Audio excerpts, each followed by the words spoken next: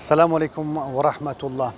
Je suis actuellement dans le quartier des Banu Saïda et derrière moi il y a la fameuse Saqifa où les compagnons des Khazraj, des Ansar, des Médinois ont prêté allégeance à Abu Bakr as-Siddiq après la mort du prophète sallallahu alayhi wa sallam.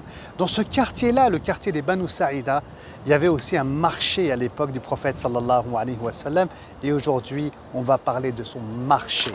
Et oui, un marché appartenant au prophète sallallahu alayhi wa sallam. Au début, il faut savoir que il y avait des marchés importants à Médine avant la venue du prophète sallallahu alayhi wa sallam, tenus par différentes tribus, parfois juives, comme les Bani Qaynuqa, qui avaient un grand marché à côté, pas bien loin ici, de la mosquée du prophète sallallahu alayhi wa sallam. Alors le prophète sallam, il ne va pas faire détruire ce marché, il ne va pas le fermer, car le musulman, il n'est pas comme ça. Le musulman, il propose mieux pour l'intérêt de la population. Et donc le prophète sallallahu alayhi wa sallam, dans le quartier des Bani Zifar, qui se trouve un peu plus loin de l'autre côté là-bas de la mosquée, il fera construire, le prophète sallallahu alayhi wa sallam, un marché pour les musulmans. Il y aura même un dôme qu'il fera construire, mais Ka'b ibn Ashraf, par jalousie, va détruire ce dôme. Et du coup, le prophète sallallahu alayhi wa sallam, il va devoir déménager. Et c'est en ce lieu-là, dans ce quartier-là, qui était très grand des Banu Saïda, que le prophète sallallahu alayhi wa sallam va installer son marché. Et il interdira à ses compagnons de se venger. Mais qu'est-ce qu'il fera le prophète sallallahu alayhi wa sallam à la place? Toujours dans l'intérêt de la population, il va proposer des prix qui sont meilleurs, plus compétitifs, il y aura moins de taxes. Et c'est ça l'islam, c'est rendre service à l'humanité, subhanallah. Et le terrain où il y aura le marché du prophète sallallahu alayhi wa sallam, je suis en train de marcher dessus en fait. Il a été acheté par les compagnons et c'était un waqf.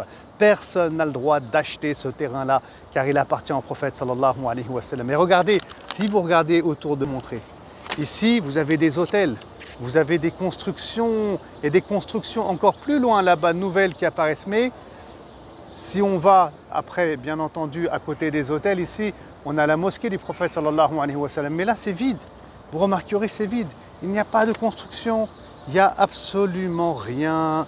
C'est vide dans cette région-là, car c'est la région qui représente le marché du prophète sallallahu alayhi wa sallam. Il y a une interdiction, bien entendu, de construire sur cet emplacement-là, donc qui va un peu plus loin. Vous avez vu, après, il y a des constructions.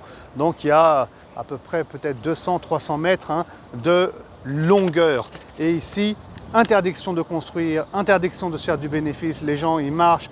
Et c'est un lieu où on consacre le khair et le bien, où on peut vendre à des moindres prix des choses pour les plus démunis ou offrir des sadaqas aux plus démunis. Voilà donc l'histoire du marché Ahmed sallallahu alayhi wa sallam. Il y a plein de lieux fantastiques à Médine. Pour les découvrir, n'hésitez pas à visiter le site de l'Institut Sira, le projet Douyouf, qui est aujourd'hui surtout en langue arabe, qu'on développe en français, en anglais et dans d'autres langues. Et n'hésitez pas à participer à ce projet à travers vos invocations, vos douas, elles sont importantes.